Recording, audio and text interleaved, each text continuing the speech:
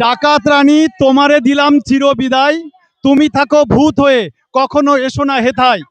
চোরের রানী মমতার কাছ থেকে আমরা আজকে মুক্তি পেয়েছি। বাংলাদেশে চলে যাক, পাকিস্তানে চলে যাক, আইকাদার সঙ্গে চলে যায়, আইএসএর সঙ্গে চলে যাক, ভাইপো নেই, কেউ নেই, সব শ্মশান করে দিয়ে ফাঁকা হয়ে গেছে। আইনের জালে জড়িয়ে ওকে বেকাল মাছের মতো মারবো আমরা। ওই পিসিকার ভাইপোকে, ওই ফৌলাদ হাকিমকে, ওই ফৌলাদ হাকিম ফিরাদ হাকিমকে নাম রেখেছে ফৌলাদ হাকিম, সন্ত্রাসবাদী একটা। 144 ফলতা বিধানসভা থেকে বলছি, যেটা 21 মে ভোট হবে। জাহাঙ্গীর খান বলেছিল পুষ্পা ঝুঁকে নেই, ঝুঁকা হয়ে গেছে এবং আমরা 2 লাখ ভোটে জিতবো ওখানে, 2 লাখ 2 লাখ। আমি বলছি ভাইপো ইন্টারভিউ করুন, ও চোর কোথায় আছে, ও চোরকে বাড়ি থেকে বের করুন। হ্যাঁ হ্যাঁ, চোরকে চাই, ও চোরকে চাই। চোর সবাই চোর, মমতা দলের সবাই চোর, চোর চোর সবাই চোর, মমতা দলের সবাই চোর। এই যে শুভেন্দু অধিকারী আমাদের এখানে মুখ্যমন্ত্রী হবার ফলে আমাদের নারী শিক্ষা খুব বাড়বে এবং আমাদের শিক্ষার দিক থেকে অনেক ভালো হওয়া উচিত। আমাদের প্রথম কাজ আমাদের প্রাক্তন মুখ্যমন্ত্রী আর তার ভাইপো এই দুজনকে কমিশন বসিয়ে, হাইকোর্টের অবসরপ্রাপ্ত বিচারপতি নিয়ে কমিশন বসিয়ে তারা যাতে জেলে যায়। শুভেন্দুদার কাছ থেকে আমরা সার্বিক পশ্চিমবাংলায় প্রথম কথা বলবো মহিলাদের সুরক্ষা আগে চাইবো, তারপর পশ্চিমবাংলায় যে জঙ্গলরাজ যেটা তৃণমূল সরকার ছিল সেগুলোকে একটুখানি টাইট দিতে চাই। মহিলাদের সুরক্ষা চাই দিদি, শিক্ষা ব্যবস্থা ঠিক হোক, আমরা এইটাই চাই, চাকরি বাকরি হোক। নারীর সুরক্ষিতা চাই, সন্তানদের কাজ চাই, যেটা চাকরি ছিল না চাকরি খেয়ে নিয়েছে, চাকরি চাই, ছেলে মেয়েদের শিক্ষা চাই, শিক্ষাটাকে চুরি করে নিয়েছিল। আমরা চাই এই সরকার যেন আমাদের যে শান্তি সেই শান্তি বজায় রাখেন, আমাদের মা বোনেদের সম্মানটাকে বজায় রাখতে পারে। আমরা যাতে যে দুর্নীতিগ্রস্ত ইয়ের আন্ডারে আমরা ছিলাম সেটা যাতে মুক্ত হতে পারি আমরা। ব্যাঙ্গালোরে আমি বিএইচএল এ কর্মরত, ছুটি নিয়ে 20,000 টাকা খরচা করে শুধুমাত্র এই স্বাধীনতা উদযাপন করার জন্য আজকে এসেছি। মুখ্যমন্ত্রীর নাম নিয়ে মমতা বন্দ্যোপাধ্যায় এখনো চুরি করবেন, এখনো দুর্নীতি করবেন, এইটাই ওনার মনে এখনো সেই আশা। মমতা বন্দ্যোপাধ্যায় এবার 26-এ নির্বাচনে মমতা বন্দ্যোপাধ্যায় বাংলাদেশে যাচ্ছে। দেখতেই পাচ্ছেন এই মুহূর্তে আমার সঙ্গে রয়েছে, দেখা মাত্র কথা বলার চেষ্টা করব। দেখা দিই কালী বিচার সন্দেশখালী এখনো বিচার পায়নি, আজকে শপথ গ্রহণের পরে তবেই বিচার পাবে, আর সেই বিচার বিজেপি সরকার দেবে। তৃণমূল সরকার বিদায় নিয়েছে, মমতা সরকার না মানতে রাজি, নিজে যে আর মুখ্যমন্ত্রী নেই সেটা মানতেই চাইছেন না। জানেন তো, চোরের রানী মমতা বন্দ্যোপাধ্যায়, চুরি করা বন্ধ হয়ে যাবে। উনি চাইছেন যে ওই মুখ্যমন্ত্রীর নাম নিয়ে মমতা বন্দ্যোপাধ্যায় এখনো চুরি করবেন, এখনো দুর্নীতি করবেন, এইটাই ওনার মনে এখনো সেই আশা। পতনটা কেমন হলো? মমতা বন্দ্যোপাধ্যায়ের পতন আমরা তো বলেছিলাম, তো মমতা বন্দ্যোপাধ্যায় এবার 26-এ নির্বাচনে মমতা বন্দ্যোপাধ্যায় বাংলাদেশে যাচ্ছে। আপনারা প্রত্যেকেই জানেন অনেক বিজেপি কর্মী দিন দিন থেকে তাদের মনের মধ্যে কিন্তু আজকে এই শপথের দিনটা কিন্তু তারা মনে মনে করে রেখেছিল যে কবে আমরা গেরুয়া সরকারকে আনতে পারবো। কারণ কেন এই মুহূর্তে দাঁড়িয়ে গেরুয়া ঝড় বয়ে যাচ্ছে চারদিকে। কি চাই তারা, কি চাই মানুষের কাছে, তারা কি চাই এই মুহূর্তে জানিয়ে আমি জানার চেষ্টা করব। শুভেন্দু অধিকারীকে মুখ্যমন্ত্রী পেয়ে শুভেন্দু অধিকারীর কাছ থেকে তারা কি চাই, তাদের কি আশা, এই সরকারের থেকে তাদের কি আশা, সেইটাই জানার চেষ্টা করব। কি চান এই সরকার থেকে? আমরা চাই এই সরকার যেন আমাদের যে শান্তি সেই শান্তি বজায় রাখেন, আমাদের মা বোনেদের সম্মানটাকে বজায় রাখতে পারে। আমরা যাতে যে দুর্নীতিগ্রস্ত ইয়ের আন্ডারে আমরা ছিলাম সেটা যাতে মুক্ত হতে পারি আমরা। একদম বলছি কি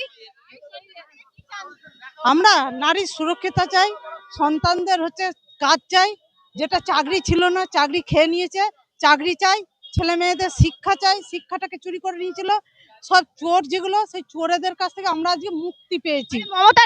মমতার কাছ থেকে মুক্তি, চোরের একদম চোরের রানী, হ্যাঁ চোরের রানী মমতার কাছ থেকে আমরা আজকে মুক্তি পেয়েছি। আজকে আমরা মুক্তি, আমরা সংগঠন গড়তে পেরেছি, আমাদের এর থেকে খুশির আনন্দ আর কিচ্ছু নাই।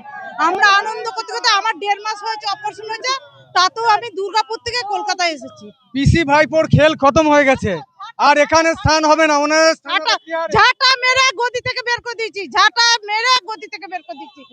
আবর্জনা পরিষ্কার করা হয়েছে, পশ্চিমবঙ্গের আবর্জনা পরিষ্কার করে দূষণ মুক্ত, জঙ্গি মুক্ত, সন্ত্রাস মুক্ত পশ্চিমবঙ্গ নতুন ভারতবর্ষের বিশাল বাড়িও এবার পার্টি অফিস করা হবে, হরিমুখার্জি বাড়িও এবার দখল করা হবে, ওইটা বৃদ্ধাশ্রম করা হবে, বৃদ্ধাশ্রম। দেখতেই পাচ্ছেন, এই মুহূর্তে দাঁড়িয়ে কথা বলার চেষ্টা করবো। শুভেন্দুদার কাছ থেকে আমরা সার্বিক পশ্চিমবাংলায় প্রথম কথা বলবো মহিলাদের সুরক্ষা আগে চাইবো। তারপর পশ্চিমবাংলায় যে জঙ্গল রাজ যেটা তৃণমূল সরকার ছিল সেগুলোকে একটুখানি টাইট দিতে চাই। আমরা চাই দেশে শান্তি ফিরুক, সবাইকে কাজ দিক, চাকরি দিক, অসহায় যারা পড়াশোনা শিখে চাকরি পায়নি ঘরে বসে, মহিলাদের সুরক্ষা তো আগে দিতে হবে। মহিলাদের সুরক্ষা চাই দিদি, শিক্ষা ব্যবস্থা ঠিক হোক, আমরা এইটাই চাই, চাকরি বাকরি হোক, ইয়াং ব্যাচ সব। পিসিতে চলে গেল তো বেশ করেছে, পিসি বাংলাদেশে চলে যাক, পাকিস্তানে চলে যাক, আইকাদার সঙ্গে চলে যায়, আইএসএর সঙ্গে চলে যাক, ভাইপোও নেই, কেউ নেই, সব শ্মশান করে দিয়ে ফাঁকা হয়ে গেছে। আইনের জালে জড়িয়ে ওকে বেকাল মাছের মতো মারবো আমরা, ওই পিসি কার ভাইপোকে, ওই ফৌলাদ হাকিমকে, ওই ফৌলাদ হাকিম, ফিরাদ হাকিমকে নাম রেখেছে ফৌলাদ হাকিম, সন্ত্রাসবাদী একটা। তৃণমূল কংগ্রেস দলটাই সন্ত্রাসবাদী, ওদেরকে পশ্চিমবাংলার লোক ঠিক সময় জবাব দিয়েছে।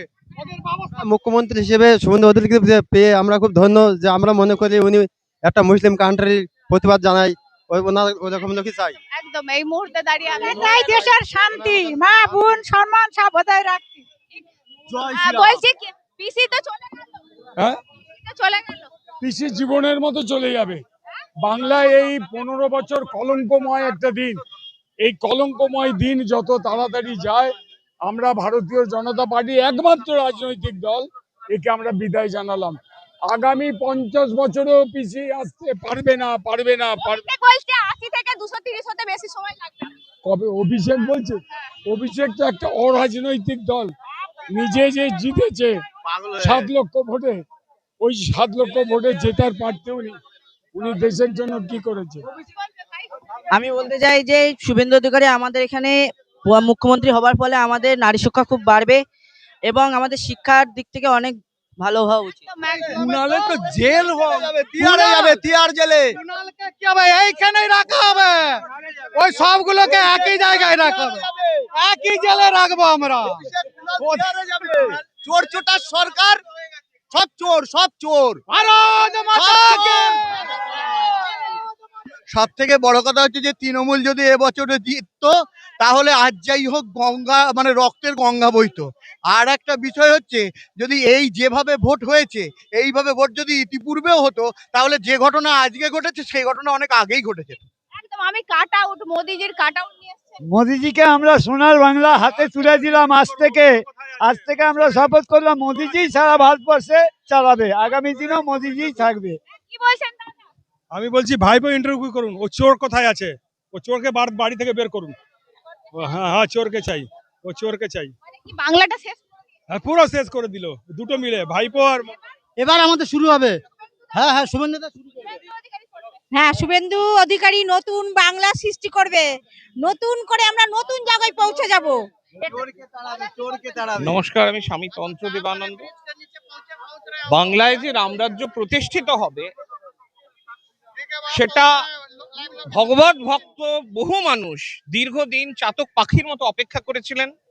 তারা অপমানিত হয়েছিলেন, লাঞ্ছিত হয়েছিলেন, কেউ তাদের খবর রাখেনি। তাদের যে ক্ষোভ নিঃশব্দ বিপ্লবের মতো ফুটে উঠেছে। ইভিএম গুলো থেকে যখন যারা কেন্দ্রীয় নির্বাচন আধিকারিক, যারা নির্বাচন পরিচালনা করেন, একজন প্রত্যক্ষদর্শীর অভিজ্ঞতা, ছোট ভাই সে বলছে, আমি ভাবতে পারছি না, দু চোখে তার জল এসে গেছে। বলছে আমার অতীতটা কি ছিল, আমি আগে কি পেয়েছি। আমি একজন সনাতনী হিন্দু হিসেবে ব্রিটিশ সাম্রাজ্যবাদ জুতোর তলায় রেখেছিল। আমার মনে হয়েছে স্বাধীনতা নতুন করে ফিরে পেলাম। বাংলা আর উচ্ছ্বাস, এই উচ্ছ্বাস কেউ এক প্যাকেট বিরিয়ানি দিয়ে, এক বোতল মদ দিয়ে, একটু ভালো মন্দ খাওয়া, একটা 500 টাকার নোট দিয়ে এই আবেগকে কেউ ধরে রাখতে পারেনি। আমি একটা জিনিস জিজ্ঞাসা করবো, হ্যাঁ সত্যি একটু সামনে আসুন দিদি, আমিও আজকে ভাবছিলাম একটু সামনে আসুন। বলছি যখন ব্রিগেড করতে হতো, শিয়ালদা স্টেশন থেকে নামলেই হাজার হাজার কর্মীকে মারধর, সেই লাঠির আঘাত, কার্যত কেউ রক্তাক্ত হতো, তবুও তারা আন্দোলনে এসেছিল। আপনাদের মনে থাকবে নবান্ন অভিযানের সময় মুখ্যমন্ত্রী চারদিকে পুলিশি ব্যারিকেড দিয়েছিল, কত কষ্ট করে এসেছিলেন? অনেক কষ্ট করে এসেছিলাম, অনেক আবেগ নিয়ে এসেছিলাম, অনেক ইচ্ছা নিয়েছি, সেই ইচ্ছাটাকে আমাকে পূরণ হতে দেয়নি আমাদেরকে। আজকে আমাদের এই উচ্ছ্বাস, এত জনসমাবেশ, এত জনসমাগম, এত আনন্দ, এত আবেগ, এটাকে কিভাবে আটকাবে? এবার দেখুক, এইবারে উনি দেখুক, ওখানে বসে মমতা ব্যানার্জি দেখুক। একটা জিনিস জানানোর ছিল, ব্যাঙ্গালোরে আমি বিএইচএল এ কর্মরত, ছুটি নিয়ে 20,000 টাকা খরচা করে শুধুমাত্র এই স্বাধীনতা উদযাপন করার জন্য আজকে এসেছি।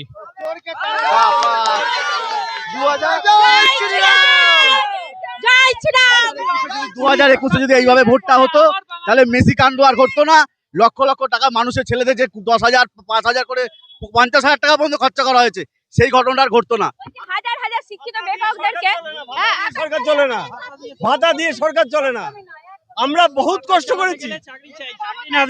চাকরি না দিলে সরকার টিকবে না। চাকরি দেয়নি বলেই সাধারণ যে সমস্ত ইয়ং জেনারেশন তারা চেঞ্জ করার জন্য এই আজকে এই স্বাধীনতা দেখতে পাচ্ছি। আমরা ছেলেদেরকে এত কষ্ট করে লেখাপড়া শিখিয়েছি, লাস্টে ছেলেদেরকে আমরা হাত খরচ ছাড়াই ফুলের মালা গেঁথে আমরা মা অধিকার দেখিয়ে আর ধর্ষণের রেট 10 লাখ টাকা হবে না? না, আর হবে না। এটা দুর্নীতিমুক্ত সমাজ আমরা করবো। মমতা ব্যানার্জি যে 10 লাখ করে দিত ধর্ষণের প্রতি, আজ দেবে না, আর নয়, আর হতে দেব না আমরা। মারা হবে, আর আমরা হতে দেব না। আপনাদের যে পরিমাণ ক্রিয়াকর্ম করেছেন এতদিন ধরে, সেটার জন্য আপনাকে স্যালুট। এটা খুব সত্যি কথা।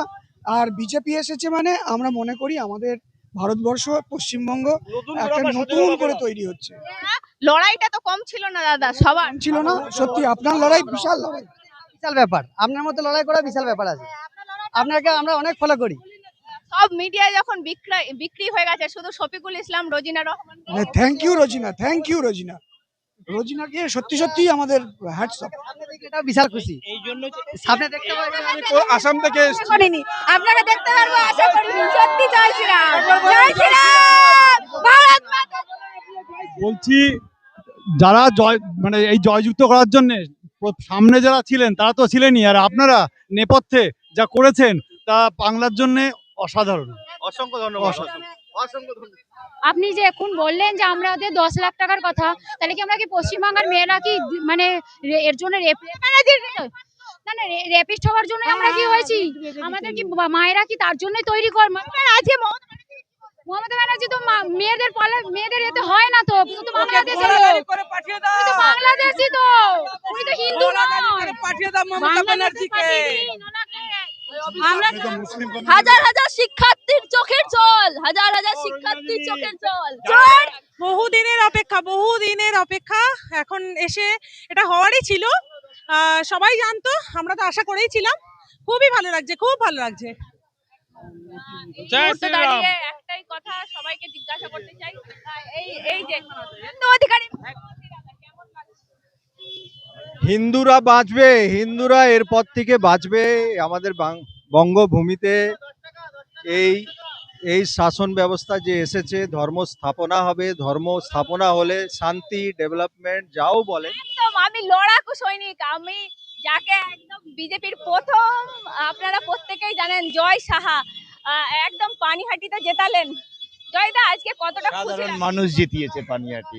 আমি বা আমরা কার্যকর্তারা তো কিছু অল্প ভোটের জন্য আমরা খাটতে পারি দিন রাত, কিন্তু সাধারণ মানুষ জনস্রোতের মতন নেমেছে রাস্তায়। তারা মা বোনেরা সকলে রাস্তায় নেমে ভোট।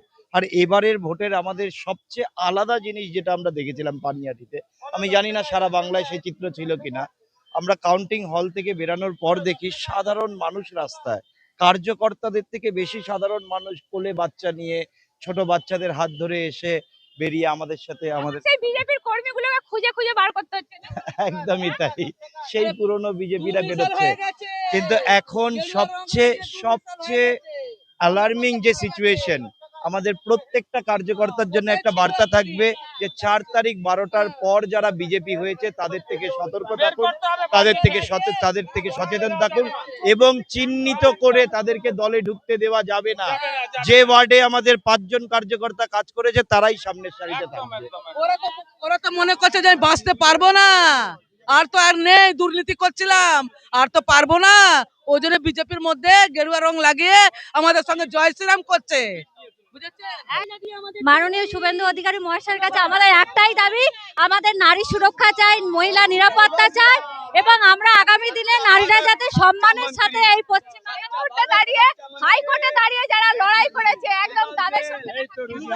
আজকে আমাদের এই জয়, আমি যেদিন কাউন্টিং সেই দিনও আমাকে মেরেছে, আমি 926 পরে পিছিয়ে ছিলাম আমার প্রার্থী, কিন্তু আজকে জয় এই দীর্ঘ এতদিন ধরে আমরা হাইকোর্ট লোয়ার কোর্টে আমাদের এই উকিল বন্ধুরা যেভাবে লড়েছে, আজকে তার ফসল আমরা তুলেছি ঘরে।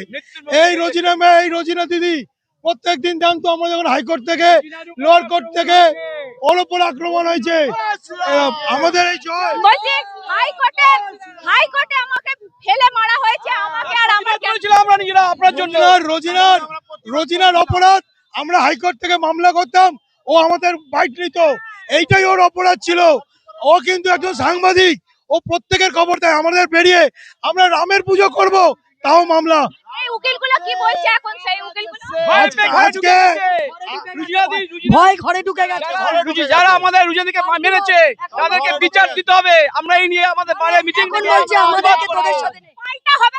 পাল্টা পাল্টা পাল্টা জয় শ্রীরাম। ডাকাত রানী তোমারে দিলাম চির বিদায়, তুমি থাকো ভূত হয়ে কখনো এসো না হেথায়। চোর চোর চোর চোর চোর